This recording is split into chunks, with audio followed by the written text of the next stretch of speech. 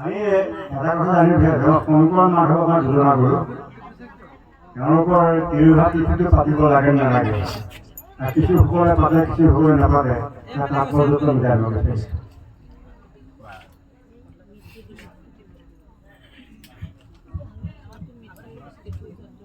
কৃষ্ণ কৃপালু বাপাই অনুষ্ট আচলতে প্ৰশ্ন নহয় তো এটা সংশয় কাৰণ প্ৰশ্ন ভাগৱতত ইতিমধ্যে ৰজা পৰীক্ষিতে প্ৰশ্ন কৰিয়ে আছে আৰু শুকগুৰুৱে তাৰ উত্তৰ দি আছে ভাগৱতত আৰু বেলেগকে প্ৰশ্নৰ কথা নাহে আৰু উত্তৰৰ কথাও নাহে কাৰণ উত্তৰটো দিয়ে আছে প্ৰশ্ন আৰু উত্তৰে ভাগৱত নহয় যে এটা সংশয় আমাৰ উৎপন্ন হয় এই সংশয়বিলাক আমি চেট কৰিব লাগিব এতিয়া আমাৰ প্ৰশ্নটো বা সংশয়টো হৈছে যে যেহেতু আমাৰ দুজনা গুৰু বুলি কোৱা হৈছে আচলতে দুজনা গুৰু নহয় গুৰু আমাৰ এজনে শংকৰহে আমাৰ পৰম গুৰু পিছত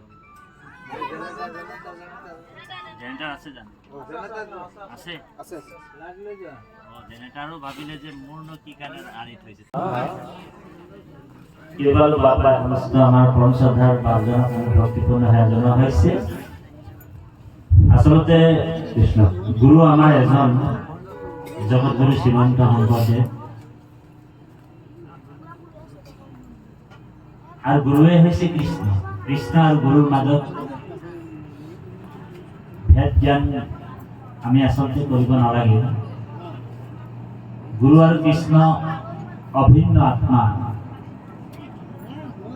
গতিকে যেহেতু ভগৱান কৃষ্ণই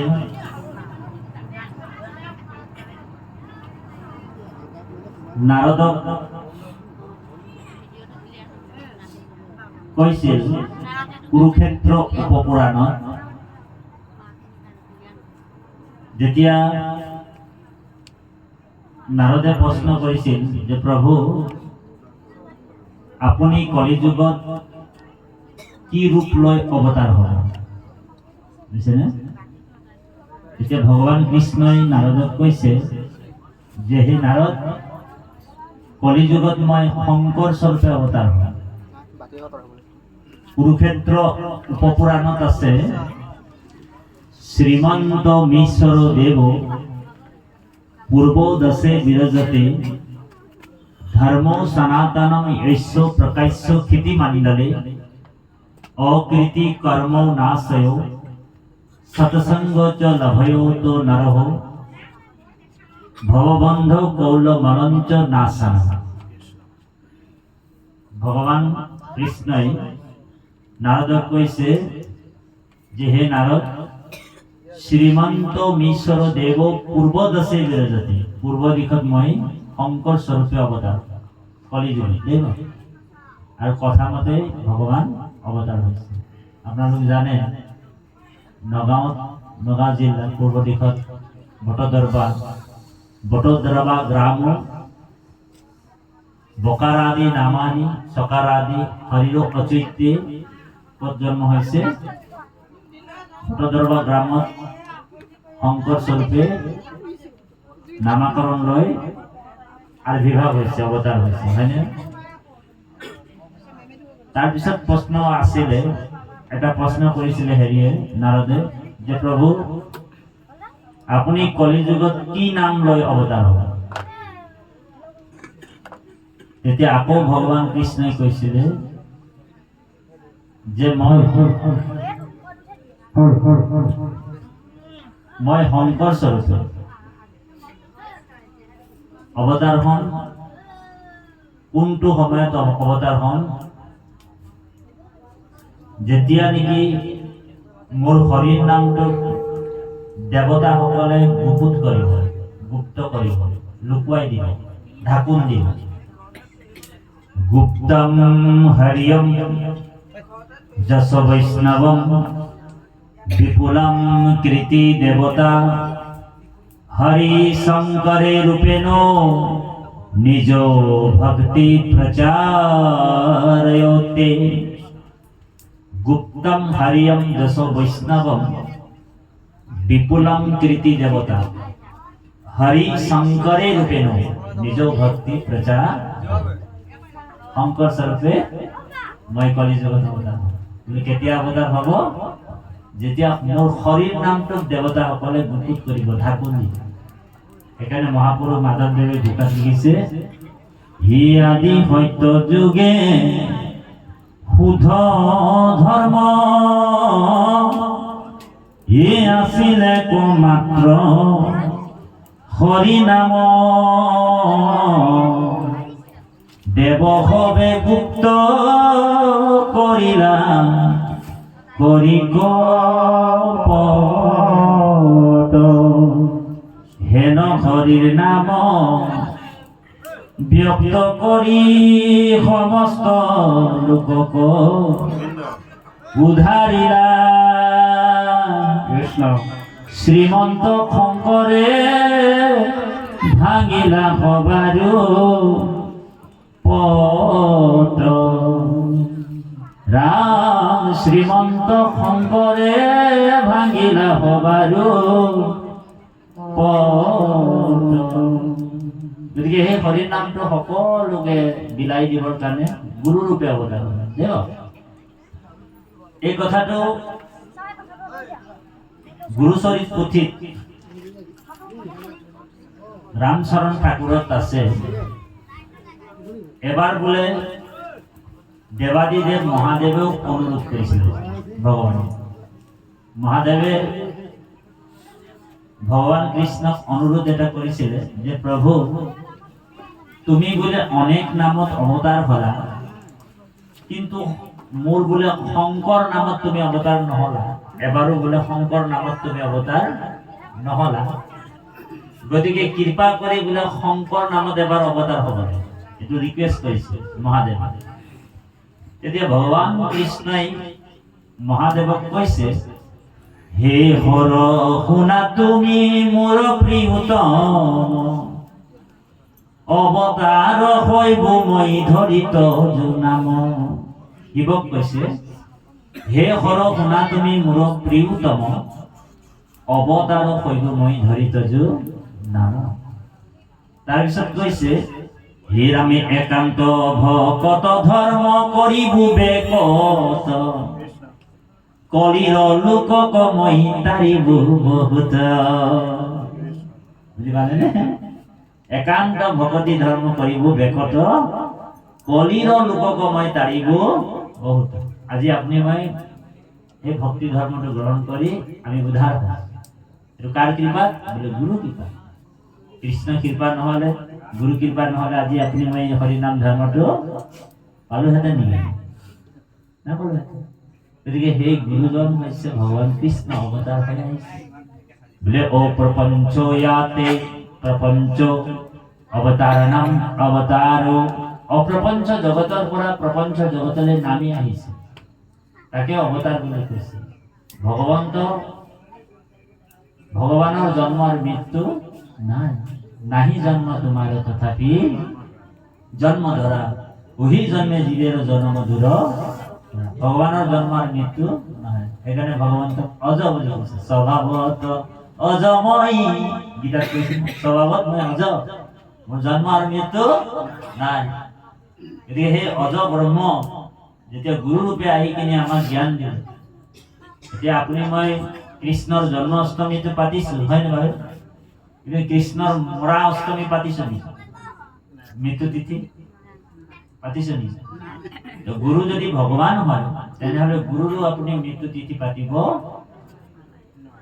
নোৱাৰে তিৰুভাৱ তিথিটো সেইকাৰণে যিসকল জানে কাৰণ ভগৱান কৃষ্ণই উদ্ধৱক কৈছিলে হে উদ্ধৱে প্ৰশ্ন কৰিছিলে তদো বিয়োগনে ते भक्ता कथम स्थासन्ते भूतले निर्गुण उपासने कस्तमते किंचिदाचार्यो उद्धवे प्रश्न কৰিছিলে तदो वियोगने ते भक्ता कथम स्थासन्ते भूतले বোলে তোমাৰ বিয়োগত তোমাৰ ভকতে তোমাক ক'ত দৰ্শন পাব তুমি যে যাবাগে এতিয়া বৈকুণ্ঠ তোমাৰ বিয়োগত তোমাৰ ভকতে তোমাক ক'ত পাব এতিয়া ভগৱান কৃষ্ণই উদ্ধৱক কৈছে হে উদ্ধৱ মই বোলে বৈকুণ্ঠলৈ যাম কিন্তু সমস্ত বলবীর্য সমস্ত বৈভবময় তিরোহিত হয় বলে তিরুধায়ে প্রবিষ্টয়ম শ্রীমদ্ ভাগবত নভম তন্ময় বাগ্ময় মূর্তি প্রত্যক্ষ বর্ততে হরে সেবনাৎ সর্বনাৎ পাঠো দর্শনে পাপো নাসিনে। এর ভাগবত কোনবা যদি দর্শন করে, কোনবা সেবা করে, কোনবা যদি শ্রবণ করে, কোনবা যদি কীর্তন করে, ভাগবততে মুখ দর্শন পাব বলে। আজি আপনার মোর আগত কোন আছে? ভাগবত কোন হয়? ভগবান হয়, কৃষ্ণ হয়, তাই না?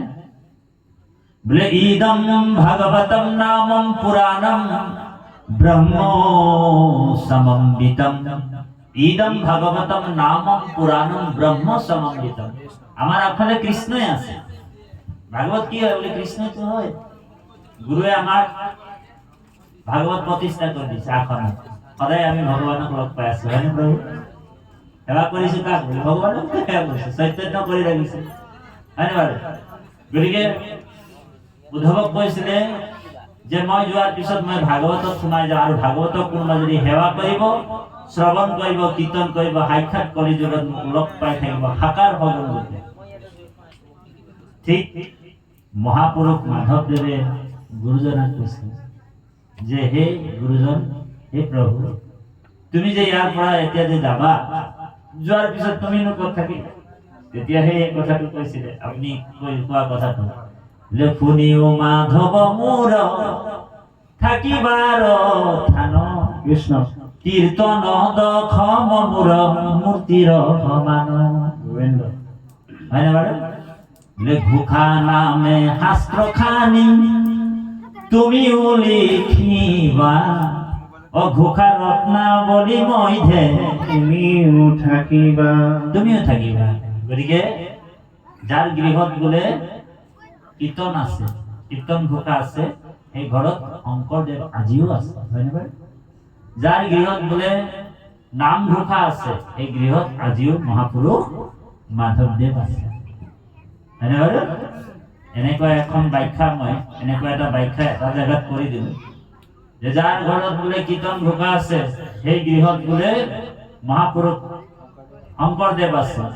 যাৰ বোলে গৃহত বোলে নাম ঘোষা আছে, সেই গৃহত মহাপুৰুষ মাধৱদেৱ আছে বুলি ব্যাখ্যা কৰি দিলো। আৰু তাৰ পৰা গুচি আহিলো। তাৰ পিছদিনাখন সেই গাঁৱৰ ৰাইজে যোৰহাট ডিষ্ট্ৰিক্টৰ মানে বুক ষ্টল, কিতাপৰ দোকানত গৈ কিনি এখন এখন ঘোষা আৰু এখন এখন কীৰ্তন লৈ গডৰেজৰ ভিতৰত সোমাই দিলে।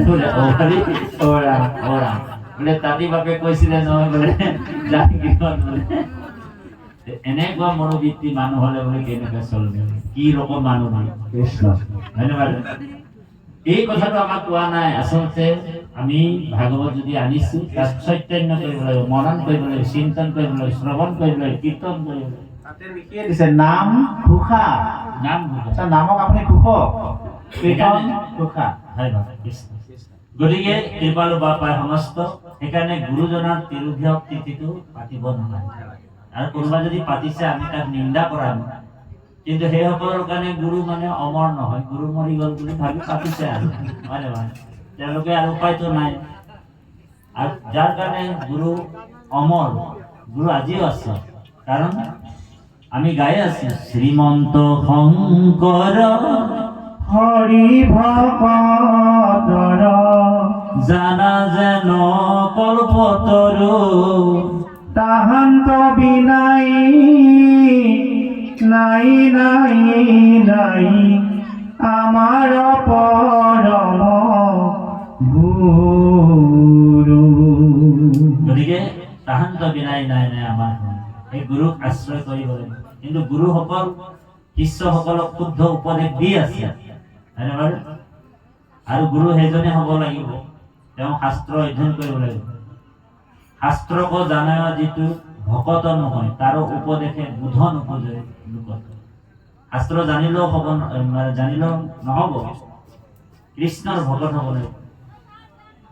শাস্ত্ৰক জানয় যিটো ভকত নহয়, তাৰ উপদেশে বোধ নোপোজে লোকত। শাস্ত্ৰ জানিলে নহ'ব, এজন কৃষ্ণৰ ভকত হ'ব লাগিব, তেতিয়াহে তেওঁৰ কথাবিলাকে মানুহৰ জ্ঞান হ'ব। কোনোবাই যদি শুনে তেওঁৰ জ্ঞান পাব। আৰু যদি বা ভকত হুৱে শাস্ত্ৰ নজানয় গোবিন্দ ঈশ্বৰ সংশয় খণ্ডিবা কন পাৰয়। আকৌ ভকত হলেও নহব, শাস্ত্ৰও জানিব, বুজিছেনে? দুইটাই লাগিব। গতিকে ভকত হৈ কিনে আমি ভকতৰ সংজ্ঞাটো দিছে বাৰু।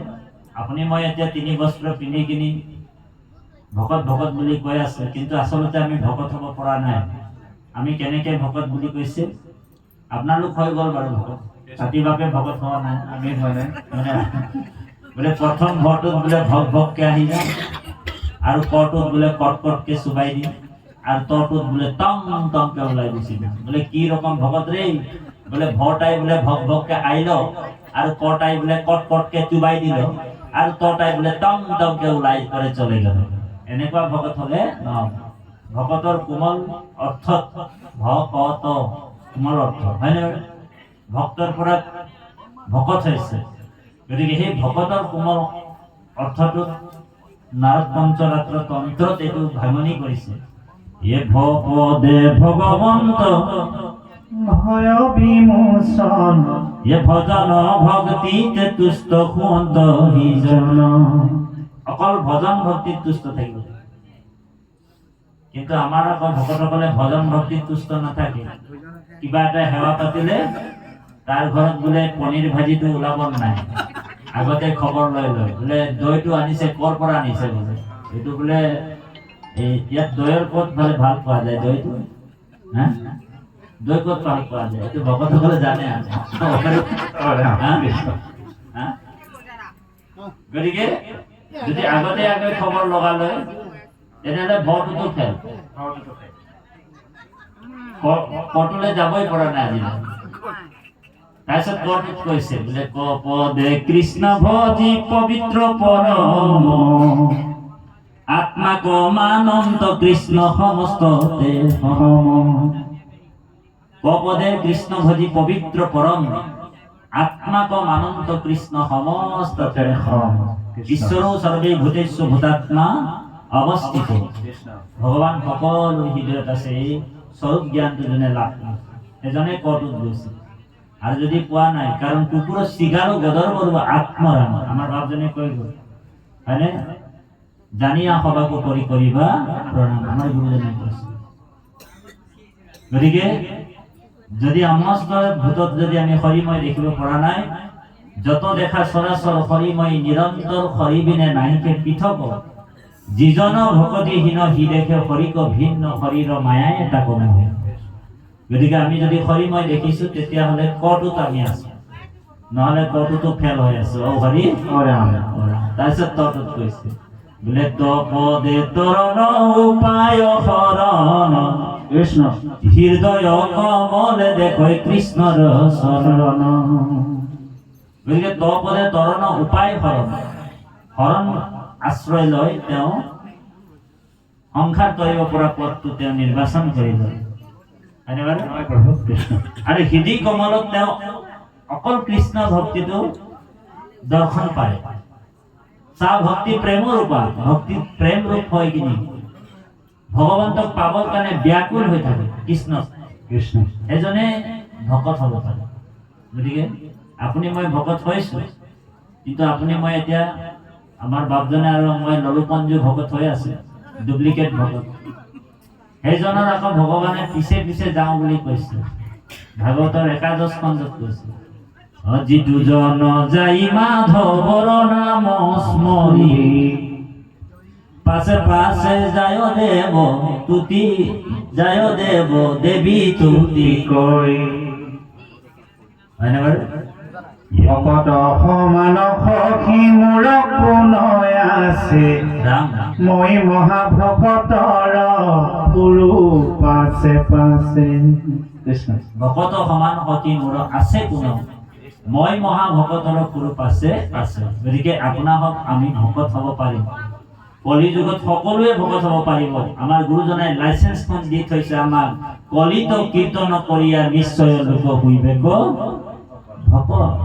হলিত বোলে কীৰ্তন কৰাৰ পিছতে সকলোৱে ভকত হ'ব পাৰিব বুলি কৈছে। গতিকে কৃপালু বাবাই সমস্ত গাড়ীৰ পিছফালে লিখা থাকে আকৌ আহিম, আকৌ আপোনালোকৰ মাজত কেতিয়াবা আহিম। গাড়ীৰ পিছফালে আজিকালি লিখা থাকে নাই? গতিকে অসমীয়া থাকে আকৌ আহিম, হিন্দীত থাকে ফিৰ মিলেংগে। গতিকে সময়ৰ প্ৰতি লক্ষ্য ৰাখি মোৰ ট্ৰেইনো আহিব আছে, আপোনালোকৰো ট্ৰেইন আহিব, আমাৰো ট্ৰেইন আহিব, আপোনালোকৰো এদিন ট্ৰেইন আহিব। কৃষ্ণ বুজিছেনে? সেইকাৰণে ট্ৰেইনৰ টিকেটটো ভালকৈ ৰিজাৰ্ভেশ্যন কৰি থ'ব পাৰোঁ। টিকেটটো থাকিলে আপোনালোকক টিটিয়ে মানে ধুনীয়াকৈ ৰিজাৰ্ভেশ্যন ডাবাত বহাব, AC ডাবাত বহাব আৰু পঠিয়াব। আৰু প্ৰথমে টিটিটোৱে আপোনালোকৰ ট্ৰেইনটো টিকেট বিচাৰিব। যদি যদি ট্ৰেইনটো নিদিলে ভালকৈ তেতিয়াহ'লে টিটিটোৱে আপোনালোকক কাণ ধৰি কিনি ট্ৰেইনৰ পৰা নমাই দিব, হয়নে বাৰু? এতিয়া সেই টিটিজন কোন হয় জানেনে? সেইজনে হৈছে যমদূত। আৰু সেই টিকেটটোৱে হৈছে ৰাম নামৰ আৰু কৃষ্ণ নামৰ টিকেট। ভালকে কাটি ল'ব লাগিব ইয়াতে। আৰু যেতিয়া টিকেট আছে যমদূতক দেখাই দিব, এই মোৰ টিকেট আছে, নাৰায়ণ নামৰ টিকেট, কৃষ্ণ নামৰ টিকেট, ল। তেখেতে চাব টিকেট আছে, এই বহি থাক, বোলে ৰিজাৰ্ভেশ্যনত বহিছে, ক'ত বহিছে, বহি থাক, বৈকুণ্ঠত নমাই দিব। আৰু বোলে টিকেটটো বোলে কটাই নাই, তেনেহ'লে কাণত ধৰিছ নাম আৰু আমাৰো টিকেট আহি নাই। সেইকাৰণে গজল গায়কাৰে কৈছে চলি যা ৰহি হে উমৰ, লাহে লাহে লাহে লাহে আমি পূজা হৈ যাম। সিগনেল যেতিয়া ডাউন হৈ যাব তেতিয়া আমাৰ টিকেট এই ষ্টেচনত ৰেল আহি ৰেডি হৈ যাব। সেই সময়ত আকৌ দুটা মাত্ৰ টোপোলা থাকিব, এটা কুইনৰ টোপোলা আৰু এটা পাপৰ টোপোলা।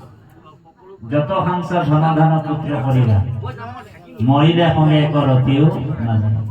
আগ পিছে চাব যে কোনো আপোনালোকৰ নাই, সংগী হাৰতি কোনো নাথাকিব, কেৱল অকলে থাকিব, অকলে যাব লাগিব। গতিকে কৃপালু বাবাই আমি যাব লাগিব। অলপ দূৰো আছে, আপোনাৰ ৰাতিপুৱা মোৰ বেলেগ অনুষ্ঠান আছে, যি গুৰু দায়িত্ব অৰ্পণ কৰিছিলে। আমি 10টামান বজাত আমাৰ ট্ৰেইনখন আছে। গতিকে কৃপালু বাবাই সমস্ত আমাৰ পঞ্চদাৰ 10জন আধা ঘণ্টা 1 ঘণ্টা আপুনি হেৰি কৰিব। আমাৰ পাঠক দুজন আহক, এভাগী কীৰ্তন আমি ধৰিম। আমাৰ নেগৰা নামজনে গাই দিয়ক, অকণমান হেৰি কৰি দিয়ক, বুজাই দিয়ক। কৃষ্ণ সকলোৱে ধৰিব।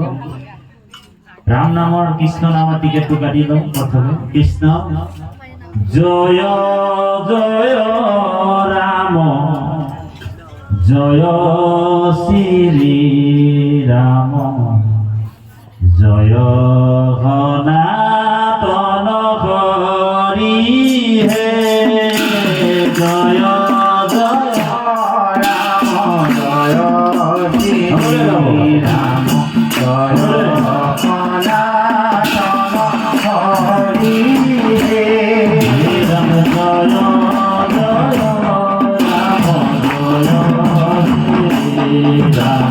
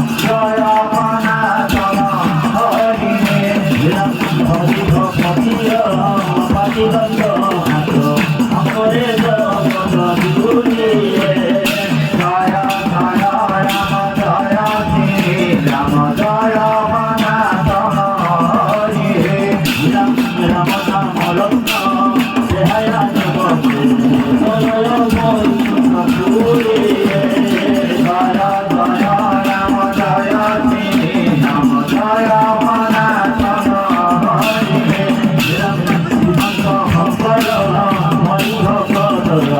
জনার্দন কল্পতরুরে জয় জয় রাম জয় শ্রী রাম জয় সনাতন হরি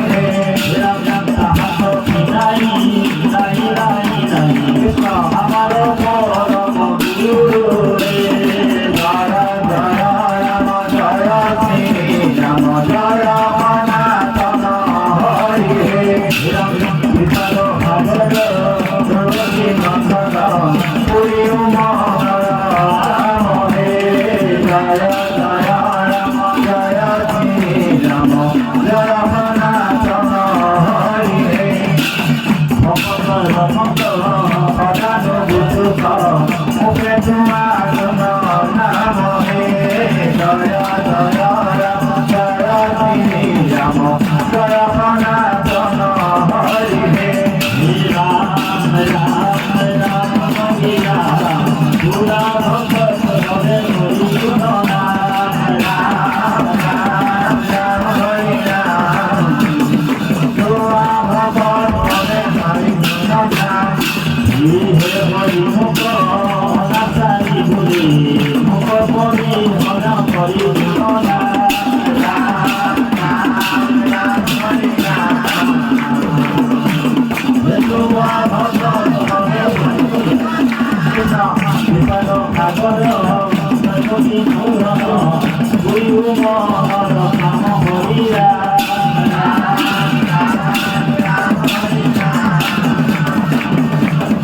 দুয়া ভক্ত সবে হরি গুণ নাম দুয়া ভক্ত সবে হরি গুণ নাম দুয়া ভক্ত সবে হরি গুণ নাম ও রাম জয় জয় হরি গোপাল গোবিন্দ কৃষ্ণ গতিকে প্ৰাৰ্থনাটি অকণমান আগবঢ়াই লৈ যাওক আচলতে এই ভাগৱতৰ মূল ৰহস্যটো এইটোৱে যে বৈকুণ্ঠৰ কল্পতৰু মহাভাগৱত ইহাৰ উত্তম ফল হৰিৰ নাম মাত্ৰ হৰিৰ নামে গতি হৰিৰ নামে ভগতৰ কেবলে এই মহাভাগবতৰ মহাফলটোৱে হৈছে হৰি নাম এই মহাভাগৱতৰ মহাফল কি মহাভাগৱতৰ মহাফলটোৱে হৰি নাম সেইকাৰণে হৰিৰ নামটোক আমি শুদ্ধভাৱে হৰি নাম ল'ব লাগিব হৰি নামতে আমাৰ গতি আছে ৰাম নামতে আমাৰ গতি আছে সেইকাৰণে ভকতসকলে নিৰন্তৰ ভগৱানৰ নাম গুণ ল'ব লাগিব গতিকে আমাৰ পৰম শ্ৰদ্ধা দৰ্শনক এই দুলৰিক খণ্ডটো শেষ কৰি আমি আপোনালোকৰ মাজৰ পৰা বিদায় লৈছোঁ। ৰাম ৰেখি সমস্ত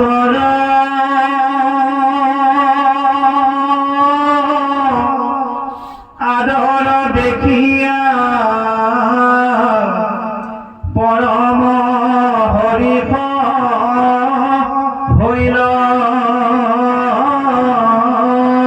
কৃষ্ণ আপোনাক পাছে প্ৰশংসা কৰিয়া সুতে কহিবা লৈল যদি ভূত জাতি আমি অকুলীন হিয়ে পুৰনহি কিয় কাজি কৃষ্ণ তুমি খব মহাজ্ঞানীৰো আদৰে হাফলিলো জন্ম আজি ওৰা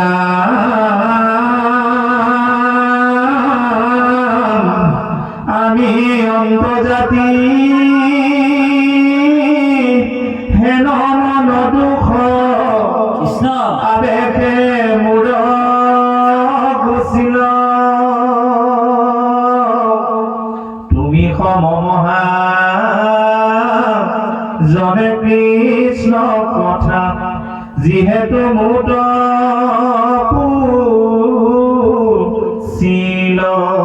ৰামে একান্ত ভকতে কৰে সম্ভাৰ ধন যদি বা গ্ৰাম্য আলাপে তথাপি সমস্তে পুৰুষ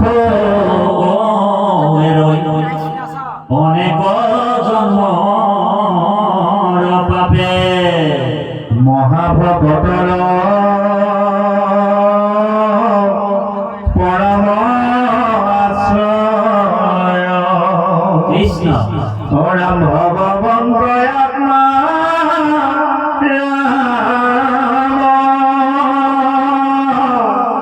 অজিত জনে ধৰিয়া কোমৰৈ তাহানে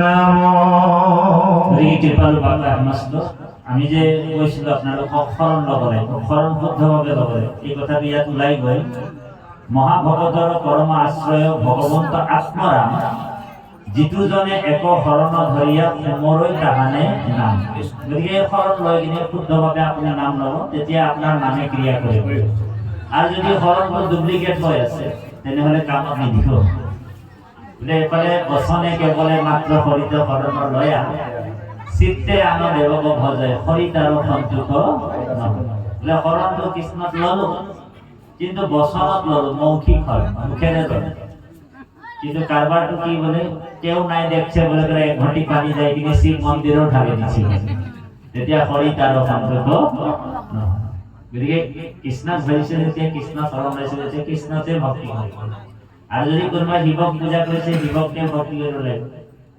হয় নে বাৰু তেনেহ'লে তেওঁৰ ওপৰতে আস্থাটো ৰাখিব লাগিব হয় নে বাৰু গতিকে শিৱক যিনে পূজা কৰিছে শিৱক পূজাই কৰে আকৌ বেলেগে কৃষ্ণ পূজা কৰিব নালাগে বোলে এফালেও বোলে আপুনি ধৰিছে এফালেও ধৰিছে হয়নে বাৰু চাৰিওফালে ধৰিছে বোলে দুই ভৰি দুটা নাও দি থৈছে আৰু দুইফালে যেতিয়া নাওবিলাক গুচি যায় তেতিয়া সেই নদীটোত বোলে ঝাপলুমকে আপুনি পৰি যাব ও হৰি ধৰিলে এটা ধৰক হয় আপুনি শিৱক ধৰক নহ'লে কৃষ্ণ দেৱতা এজনক বনাওক হয় কৃষ্ণক বনাওক নহ'লে শিৱক বনাওক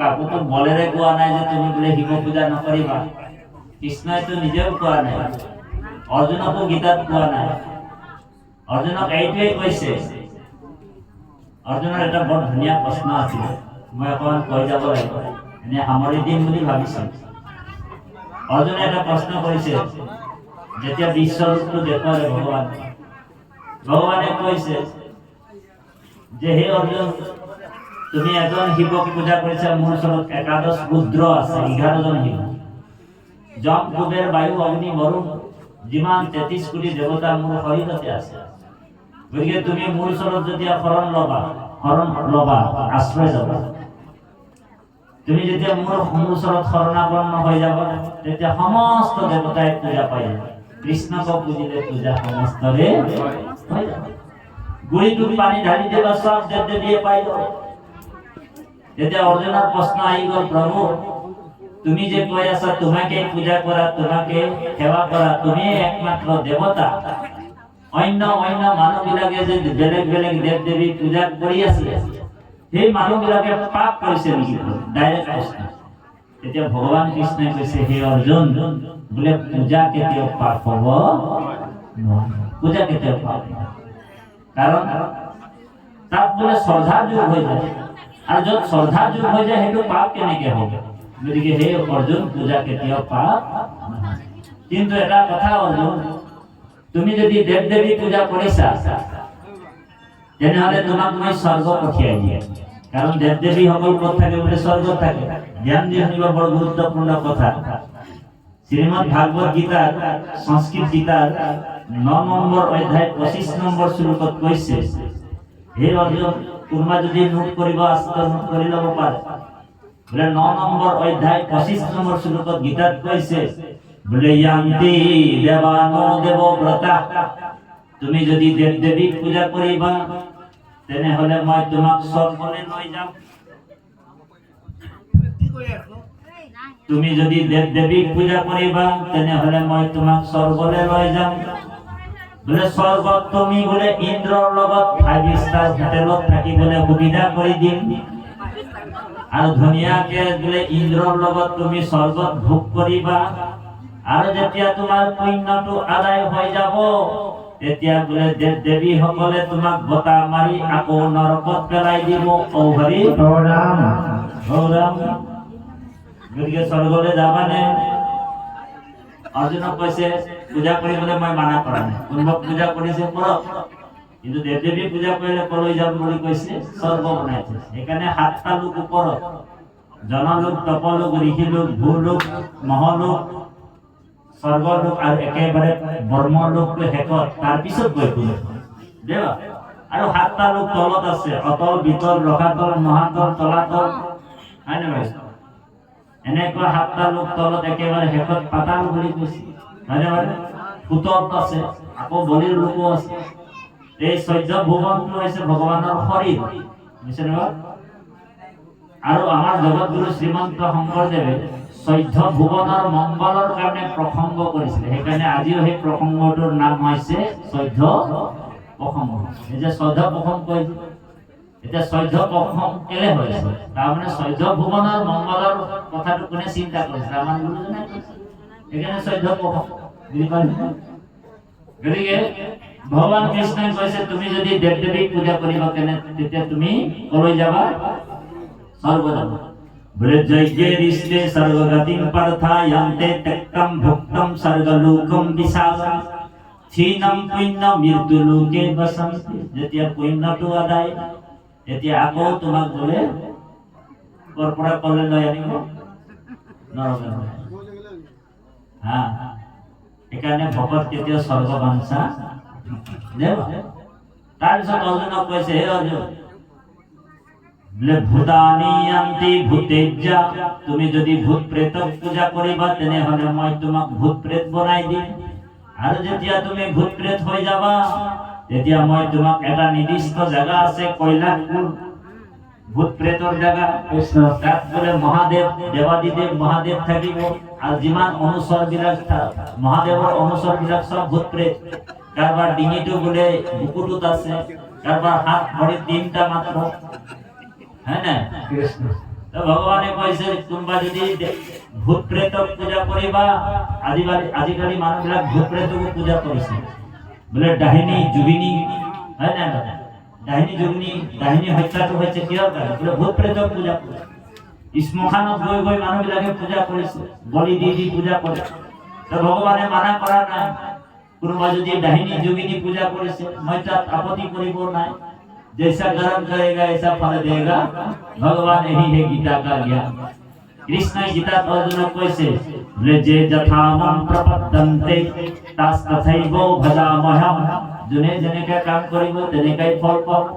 कोनोबा যদি ভূত প্রেতক পূজা করিব তেনেহলে মই তাক ভূত প্রেত বনাই দিম। আর যেতিয়াতে ভূত প্রেত হৈ যাব, ডাহিনী যোগিনী হৈ যাব, তেতিয়া বোলে মই তাক কৈলাশত শিফট কৰি দিম। কৈলাশত গৈ কিনে বোলে শিৱৰ আগফালে ডান্স মাৰি থাকিব ভূত প্ৰেত হৈ কিনে।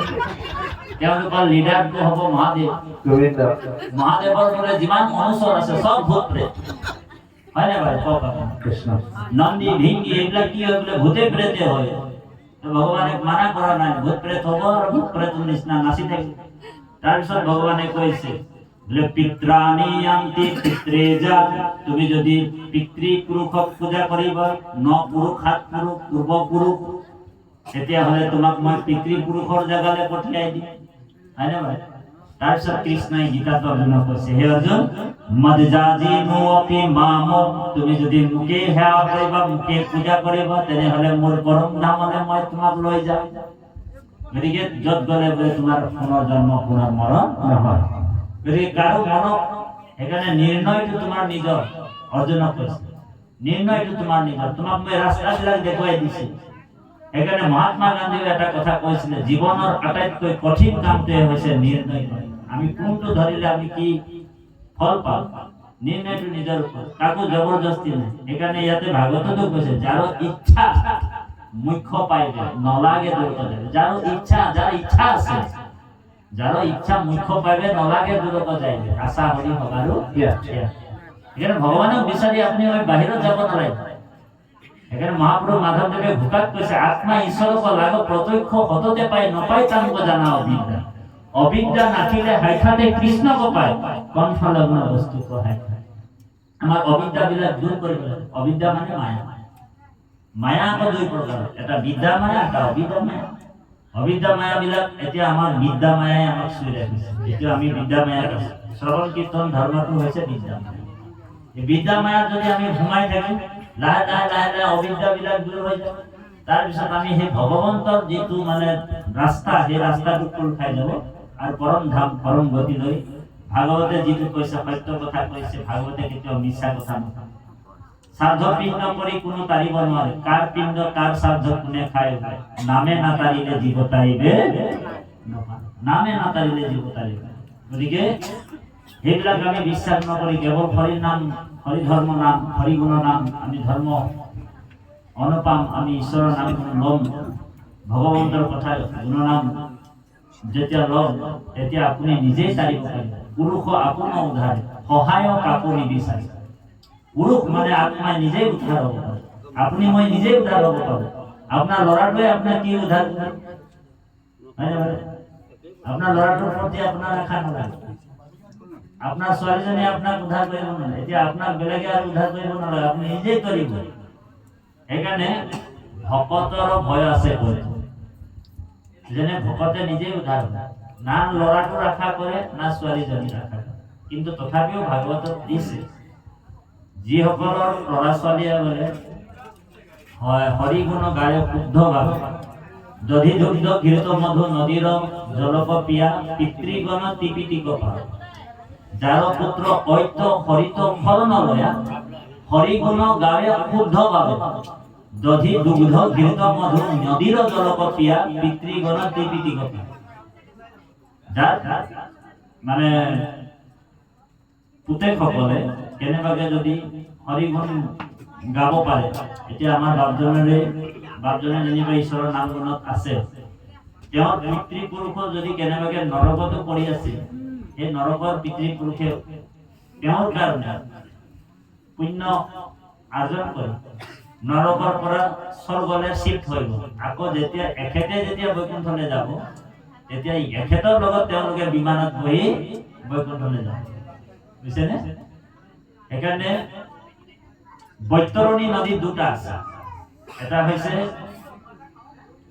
দধি দুগ্ধ ঘৃত মধু বৈতৰণী নদী, তাত মানে অকল ভকতৰ কাৰণে স্পেচিয়েল নদী।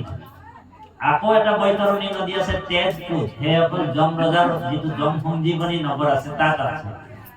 জীৱবিলাকক মানে যিসকল ঈশ্বৰৰ নাম গুণ নললে, ঈশ্বৰৰ ভক্তি নকৰিলে, সেইসকলক জীৱক মানে ডুবাই কিনি তেজপুৰ খুৱাই কিনি শাস্তি দি কিনি বৈতৰণী নদী, দুটা নদী আছে, বৈতৰণী নদী দুটা আছে।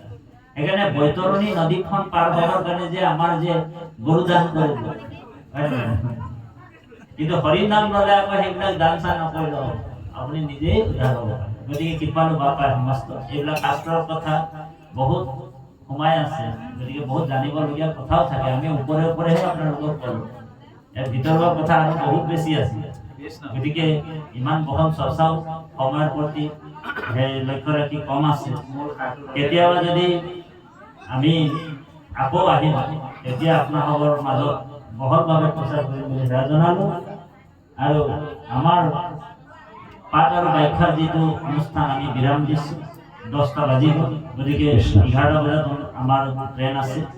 কৃপালু বাপাই সমস্ত আমি পাঠভাগী আমাৰ স্থানত আৰু বেলেগ এজন আহিবলৈ কৃষ্ণ পাপ সমস্ত আই মাতে সমস্ত। আমিও শেষত এটা কথাই আপোনাক